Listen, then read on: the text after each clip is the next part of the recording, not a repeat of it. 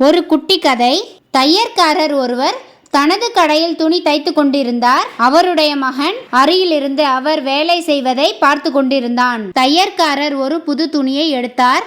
அதை அழகிய பளபளக்கும் கத்திரிக்கோலில் துண்டுகளாக வெட்டினார். பின்னர் கத்திரிக்கோலை கால் அருகே போட்டுவிட்டு துணியை தைக்கலானார். துணியை தைத்து முடித்ததும் சிறிய ஊசியை எடுத்து தனது தலையில் இருந்த தொப்பியில் குத்தி பத்திரப்படுத்தினார். இதை பார்த்து கொண்டிருந்த மகன் அவரிடம், அப்பா, கத்திரிக்கோல் விலை உயர்ந்தது, அழகானது, அதை அலட்சியமாக காலடியில் போடுகிறீர்கள். ஊசி சிறியது, மலிவானது, ஆனால் அதை தலையில் பத்திரப்படுத்துகிறீர்களே, அது ஏன் என்று கேட்டான். நீ சொல்வது உண்மைதான் என்றார் தையற்காரர். கத்திரிக்கோல் அழகாகவும் மதிப்புள்ளதாகவும் இருந்தாலும் அதன் செயல் வெட்டுவது, அதாவது பிரிப்பது.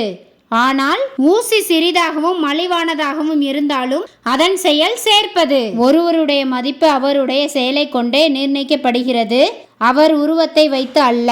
நல்லதையே செய்வோம், நல்லவராகவே வாழ்வோம். இனி வரும் புத்தாண்டு நம் அனைவருக்கும் நல்லதாகவே அமையட்டும். அனைவருக்கும் இனிய புத்தாண்டு நல்வாழ்த்துக்கள். நன்றி, வணக்கம்.